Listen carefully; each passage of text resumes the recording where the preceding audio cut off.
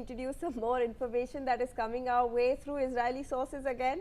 The Israel Defense Forces have said that missiles were launched from Iran towards the territory of Israel a short while ago, triggering the activation of Israeli air defense systems to intercept the incoming threats. The Home Front Command has issued emergency alerts directly to mobile phones in affected areas, instructing civilians to immediately move into protected spaces. Authorities have urged the public to strictly follow safety directives, stressing that people must remain in shelters until an official announcement allows them to leave. Officials have also said that air defense units are actively working to neutralize the missiles and assess potential impact zones. Further updates are expected as security agencies continue to monitor the situation.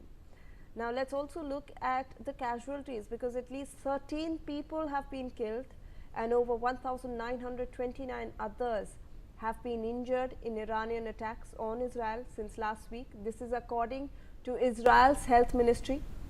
And in the past 24 hours alone, 157 people were wounded as the missiles and strikes continue amid the escalating conflict between Iran and Israel.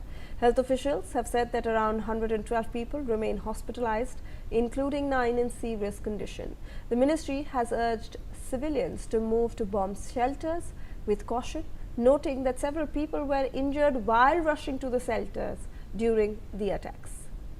All right, let me go across to General Dwivedi. General Dwivedi, we heard the ambassador. He has spoken on very valid points. Obviously, we are not here to point fingers, but there has to be some sort of world order, if we may say so, a little bit of less disorder in the world if we want some kind of stability, because like the ambassador pointed out, oil refineries have been struck.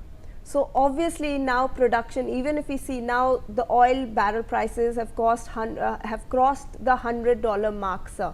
So we are going to obviously see a marked rise in inflation across the globe because of these oil prices, and they will take some time, sir, even if the war stops, to start off their productions, to renew all their supplies.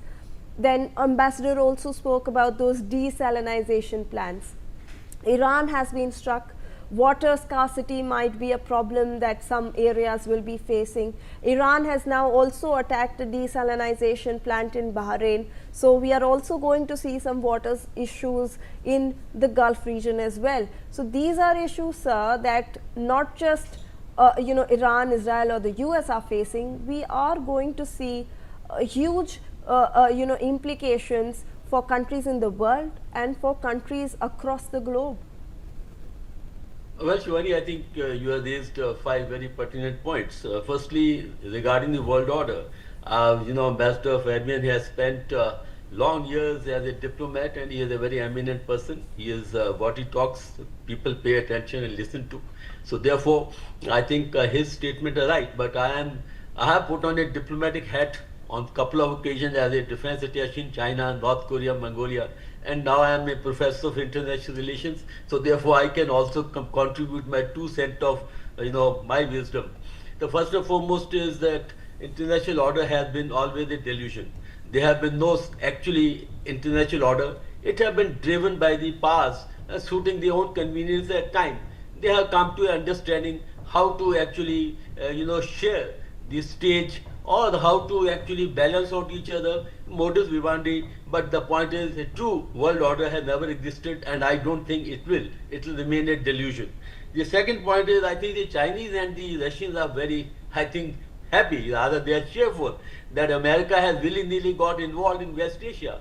And President Obama's doctrine of pivoting to Asia or pivoting to the Western Pacific, I think, is in disarray, and that suits the Chinese and also the Russians, because once America is involved in the West Asia, I think they have a comparatively free hand as far as Ukraine is concerned.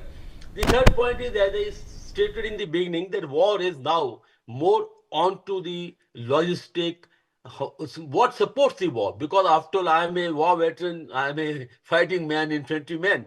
We fight with logistic support, with the support from the hinterland. Once that support is choked, then your fighting capability on the front line also get degraded. So therefore, one of the very important component is the industrial capacity to manufacture more arms, missiles. That is one that is being hit.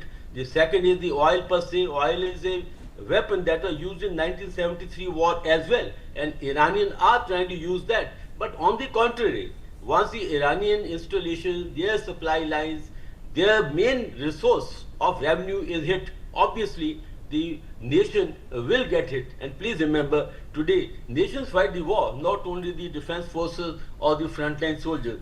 And the third very important point is, yes, civilians are always the victims. They are always most vulnerable because the people who are fighting on the front are well protected.